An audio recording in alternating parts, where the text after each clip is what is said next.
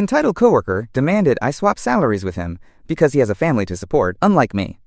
I never imagined I'd end up practically fighting someone over my own salary, but here we are. This morning at work, my coworker, let's call him Dan, marched over to my desk with a scowl. Before I could even say, "Good morning," he blurted out, "You need to swap salaries with me." I thought I misheard him. Swap salaries? I let out a short laugh, thinking it was a weird joke. "Excuse me?" I replied, trying to keep it light. But Dan was dead serious. He folded his arms and repeated, slower this time, like he was explaining something obvious to a child. "You need to swap paychecks with me, starting this month." My smile faltered as I realized he wasn't kidding. My stomach did a little flip. This was not the typical morning banter over coffee that I expected. "Dan," I began, "that's not how any of this works." I was half whispering, aware that a couple of early birds in nearby cubicles might overhear this bizarre conversation. But Dan cut me off before I could gather my thoughts. "Look," he hissed, leaning in, "you don't need the money as much as I do." At that moment, I was so taken aback I just stared. Dan and I are in the same role at our company, but we have different salaries due to tenure and some recent performance raises I earned. I'm a single guy in my late 20s, living alone. Dan, on the other hand, is in his 30s with a wife and 2 young kids. We get along okay normally, or so I thought. We've never been close friends, but we chat enough at work. He continued, in a harsh whisper, "You know I've got a family to support. 2 kids, a mortgage, the whole shebang." He gestured dramatically as if presenting a PowerPoint slide titled, "Why Dan Needs More Money." I was still flabbergasted. "I'm aware, but—" I started, but again he interrupted. "But nothing!" he almost shouted. I winced and subtly glanced around. A couple of coworkers were definitely looking our way now. "You're single. You live in that apartment by yourself, no dependents. You can easily manage on my salary, but I can't manage on yours. It's only fair." He said fair, like it was the most logical thing in the world, as if the company's pay structure was some sort of communal pot we could divvy up based on personal life choices. I tried to regain composure. "Dan, I get that it's hard providing for a family, but we can't just swap salaries," I said, keeping my voice low but firm. "That's not something I have any control over. HR and corporate decide our pay, not us." He shook his head vigorously. "No, no, no." Now he was speaking louder, frustration evident. "You can talk to HR. Tell them you want to trade salaries with me. Tell them you've reconsidered your pay." At this point, my mouth might have been literally hanging open. Was this guy serious? Go to HR and ask them to lower my salary and raise his? Who in their right mind would do that? "Dan," I said more sternly, "even if I wanted to, that's just not possible. They wouldn't do that. It's insane." That last word slipped out more bluntly than I intended. Dan's face turned a shade of red. "Insane?" he sputtered. "You think it's insane that I'm trying to provide for my children?" His voice had risen a notch, drawing more attention. I tried to calm the situation. "Lower your voice, please," I whispered. My heart was starting to thump from the anxiety of a scene building. "I'm not saying your situation is insane. I'm saying your request is." He jabbed a finger toward me. "I see how it is. You think I don't deserve what you earn because I'm not a manager's pet like you." Now I was getting irritated. I've worked my butt off at this company for 3 years, taking on extra projects and consistently high performance reviews. Dan has been here a year longer than me, but let's just say his performance is average at best. It's true, I got a raise and a promotion last quarter. Maybe he assumed that came with a big pay bump. It did come with a decent raise, to be fair. Still, he had no idea of the exact figures, or so I thought. "This has nothing to do with being anyone's pet," I retorted, trying to keep my own voice controlled. "I worked for that raise. You can't just demand my paycheck because you have kids," he scoffed loudly. "You wouldn't understand. You don't have a family. My children need a better life. Do you know how expensive daycare is? Or medical bills? You just spend your money on gadgets and video games or whatever, right?" I felt a flash of anger and embarrassment. It was true I liked my tech toys, but damn, it's my money that I earned. "What I do with my salary is none of your business," I said through gritted teeth. "And I'm sorry if you're struggling, but it's not my responsibility." Dan rolled his eyes dramatically. "You millennials and your selfishness," he muttered. For the record, he's only like 5 years older than me, but I guess that put him on some generational pedestal in his mind. By now, 2 of my colleagues had inched their chairs in a way that I could tell they were definitely eavesdropping. I don't blame them. Dan was not exactly subtle. Then Dan hit me with, "If you don't do this, you're basically taking food out of my kids' mouths." That was it. The guilt trip, the audacity, it flipped a switch in me. I'd been trying to be patient and calm, but I'm human, and this was crossing a line. "No, Dan," I snapped, unable to keep the sarcasm out of my voice. I'm not taking food out of your kids' mouths. I'm just taking the paycheck that I earn for the work I do. You get your own paycheck for your work. If that's not enough for you, maybe ask for a raise or cut your expenses, but don't you dare put that on me." His eyes widened. He clearly didn't expect pushback, or at least not such a direct refusal. "So that's how it's gonna be?" he said, voice shaking with anger. "You're just gonna watch my family starve?" I almost laughed at the melodrama, but the situation was too tense. "Your family's well-being is your responsibility, not mine," I reiterated, "and this conversation is inappropriate. We should stop." "Fine," he nearly shouted. "If you won't help me willingly, I'll make sure everyone knows what kind of selfish person you are." He turned on his heel and stomped away, leaving me in a state of shock and adrenaline. It was not even 9 a.m. yet. I sat there, hands a bit shaky as I sipped my now-cold coffee. What the hell just happened? Did a coworker really just demand I give up my salary for him? I needed to process this, so I swiveled my chair to face my friend and cubicle neighbor, Jess, who had definitely heard the whole thing based on her astonished expression. "Did that seriously just happen?" I asked quietly. Jess nodded slowly, eyes wide. "That was... wow. I've heard of entitled parents, but an entitled coworker? That's a new one." We had a brief whispering session about how crazy that was. Jess told me that last week she'd heard Dan grumbling in the break room about the cost of his youngest preschool, but she had no idea he was stewing like this. I learned how Dan likely found out about my salary. Apparently, a few weeks ago, in a team meeting when I was out sick, our manager congratulated me in absentia on my great performance and mentioned something about how my promotion was well-deserved. No specifics on salary, of course, but it probably confirmed to Dan that I was making more than him now. And recently our company, in an effort toward transparency, released an internal range of salaries for each position, a pretty broad range. Dan probably saw that and guessed I'm toward the higher end now, given my promotion. So maybe that planted a seed in his mind that I'm making, say, $10,000 or $15,000 more than him, and his solution? I should just give it to him. Unreal. I tried to get back to work, but my concentration was shot. Part of me was actually a bit worried. Dan left with a pretty angry statement that he'd make sure everyone knows I'm selfish. Was he going to badmouth me to coworkers? We work in an open office. Gossip can spread quickly. Would he go to HR with some twisted story? My anxiety was not unfounded. By lunch, I discovered Dan had indeed been busy. I walked into the break room to microwave my food and found two colleagues huddled and whispering. They went quiet when I entered. Awkward. After a moment, one of them, Leo, cleared his throat and said, "Hey, man. Everything okay with you and Dan?" I forced a casual shrug. "I don't know. He was a bit upset this morning." I wasn't about to spill details. It felt embarrassing to admit what Dan had asked of me. Leo exchanged a look with the other coworker. "He's been saying some stuff." I sighed, already feeling the headache. "What kind of stuff?" Something about you not caring if his kids go hungry," Leo said, looking uncomfortable. "It sounded crazy, so I didn't want to believe anything until I heard your side." Great, Dan was painting me as some heartless Scrooge McDuck character, sitting on gold coins while his family starves. I gave Leo and the other guy, I barely knew him. He works in a different department. A very brief, diplomatic version. "Dan's upset about finances and asked me for something I really can't do." I said no, and I think he took it personally. Leo nodded slowly. "Figured it was something like that. He seemed pretty irrational. I mean, he was literally telling people you refused to help him, without context. We all told him to chill out." That was a relief to hear. "Thanks for not jumping to conclusions," I said. "Honestly, it's ridiculous. I hope he'll cool off." But Dan did not cool off. When I got back from lunch, I found an email from him waiting in my inbox. The subject line was, "My final offer." I kid you not. I open it, and it's practically a manifesto. Dan had typed out a proposal to me, CCing my personal email. Maybe he thought I wouldn't want HR to see, since it wasn't CC'd to any official channels yet. In the email, he detailed how if we did swap salaries, it would only be temporary until his kids were older and his wife got back to work. Apparently, she was taking a break from her job while their kids are young. He actually listed out some of his monthly expenses versus what he assumed mine were, implying I have plenty of disposable income. He wrote things like, "You single guys have no idea how hard it is on families. We have real responsibilities." There was a particularly guilt-trippy line. "Don't you want to be the kind of man who helps out where he can, rather than hoarding resources you don't need?" It ended with something like, "I'm asking you man to man to do the right thing. If you agree to talk to HR about adjusting our pay, I won't forget it. But if you refuse, well, I just hope you understand the consequences for my family."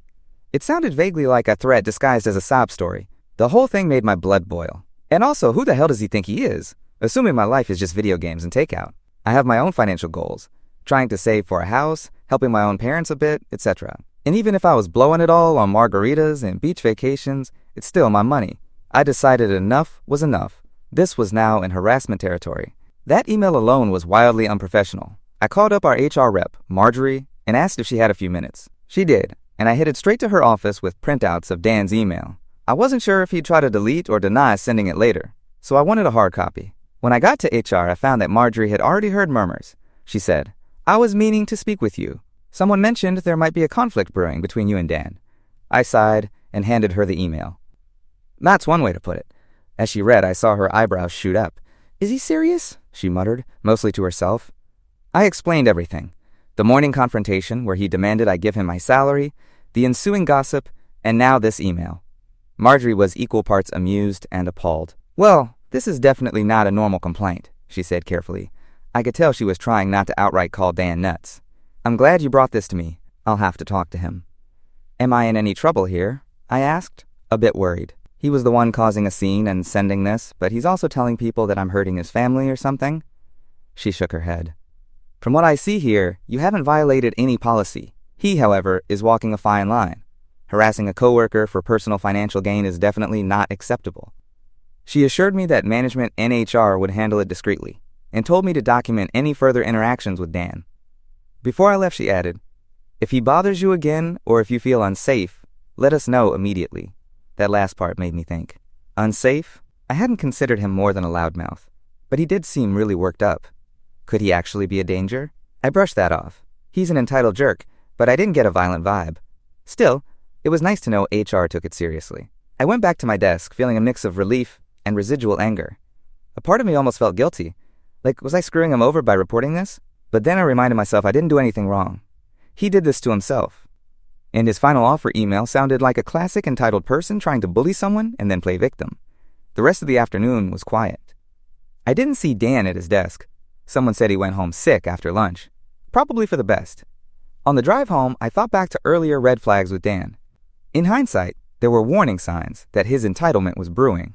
Like the time a month ago when he tried to pressure me into swapping one of my vacation weeks with him because mine fell during his kid's spring break. At the time, I felt a bit guilty and actually considered it, but ultimately I said no because I had plans of my own.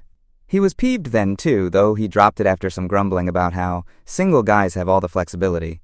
There were smaller things. He'd frequently ask colleagues to cover for him or pick up slack whenever one of his kids had an event or got sick. Fair enough, parents have it tough, but Dan acted like it was a given that we'd all step up for him every time because, as he'd remind us, family comes first. I usually tried to accommodate when I could, but I noticed he never really reciprocated or showed much appreciation. Still, I never imagined he'd go this far. When I got home, I found myself pacing around my kitchen replaying everything. I was angry, yes, but also anxious. Was this over? Or would he come back with some new stunt? My phone buzzed with a text. It was Jess from work. "You okay? That was wild today. Here if you need to talk." I shot back a quick reply, thanking her, and assuring I was fine, just shaken up. At least I wasn't alone. A couple other coworkers also sent supportive messages, indicating that word had spread and most people found Dan's behavior outrageous. Later in the evening, I called my older brother to vent. After I unloaded the whole saga, he was silent for a second, then burst out, "Dude, what the hell? That's beyond entitled." He joked darkly, "Watch your back. Maybe he'll ask for your car next." I laughed, but it was a nervous laugh. Dan wouldn't go that far, right? My brother turned more serious. "In all honesty, be careful. People like that, when they don't get what they want, sometimes they get vindictive." I knew he had a point. I hardly slept that night. I kept imagining worst-case scenarios where Dan would try to sabotage my job or spread lies about me. The rational part of me said HR was aware now, and any move he made would only hurt himself. But rational thoughts at 3 a.m. aren't very convincing. By the time I drifted into a restless sleep, I was determined to stand my ground no matter what came next. If there's one thing I hate, it's bullies. And that's exactly what Dan was turning into, using his family as emotional leverage. Little did I know, this was only the beginning of the drama with Dan. Update 1. I didn't think I'd be updating this soon, but things have escalated. So this morning I went into work still feeling on edge. I half expected Dan might not show up at all, maybe out of embarrassment or fear of HR. Part of me hoped he'd just cool down and maybe even apologize. No such luck. I got in early to catch up on an assignment, since yesterday was a total loss productivity-wise. The office was quiet. Around 9 a.m., people started trickling in. I saw Dan walk in, face like thunder. He didn't even look in my direction, just stomped to his cubicle. I noticed a few coworkers eyeing him warily. Clearly, the rumor mill was active. Jess leaned over our shared divider and whispered, HR had a meeting with him first thing this morning. Ah, that explained him arriving a bit later than usual. How'd it go? I whispered back. She shrugged. No idea, but he looked pissed when he came out. I tried to focus on work, but I kept feeling his eyes boring into the back of my head. Eventually, during the mid-morning coffee break, Dan approached me. I tensed up as he stood at the entrance of my cubicle. He spoke in a low, strained voice, very different from yesterday's confrontational tone. You ran to HR on me? I turned to face him. Dan, you left me no choice. That email, he cut me off. That was between us. You escalated it. I was not about to be gaslit. You literally demanded my paycheck and threatened me, Dan. What did you expect me to do? I kept my voice even, mindful of an audience. Out of the corner of my eye, I saw Jess subtly standing up, ready to intervene or witness if needed. His jaw clenched. All I wanted was some fairness, he muttered bitterly. But now my job's at risk because of you. That struck me. Because of me? I repeated. Dan, you're responsible for your own actions. I didn't force you to do any of that. He lowered his voice further, almost a growl. You don't understand what you've done. If I lose this job, he trailed off, shaking his head. I hope you're happy, man. With that, he walked away, shoulders tense. I let out a breath I didn't realize I was holding. It was a short exchange, but it left me rattled. Did HR actually threaten his job? Possibly a formal warning or final warning was issued. Before lunch, a small development. I discovered that a shared spreadsheet I maintained for our team project had some errors introduced overnight. Specifically, several formulas were broken and data was deleted. I was confused because I'm the owner of that document and I hadn't touched it since yesterday morning. The document tracks some budget numbers for a project both Dan and I are on. I checked the version history. Thank you, cloud software. And my heart sank. Sure enough, the edits were made under Dan's login late last night. He must have remote access or something from home. It showed he had logged in at 8:47 p.m. and messed with the sheet for about 15 minutes, altering key sections. It was subtle enough that if I hadn't caught it, I might have reported wrong numbers to our manager in the next update. That could have made me look really bad. Anger and disbelief washed over me. This was deliberate sabotage. There was no other way to interpret it. I immediately saved copies of the logs and then fixed the sheet, because we had a team call after lunch and I needed to correct. But I also knew I had to report this. This was no longer just personal drama. Dan was actively trying to undermine our work. After restoring the spreadsheet, I went straight to our manager, Paul. I hadn't intended to involve Paul much, hoping HR would handle things quietly, but this crossed a professional line. I showed Paul the version history. He looked stunned. Why on earth would Dan delete project data? He asked, baffled. I gave him the cliff notes of the past day's saga. Paul's face went from confusion to shock to a sort of angry disappointment. I knew he was upset about something, but this... He rubbed his temples. I'll take it from here, and thank you for catching this before the meeting. Our team meeting after lunch was tense.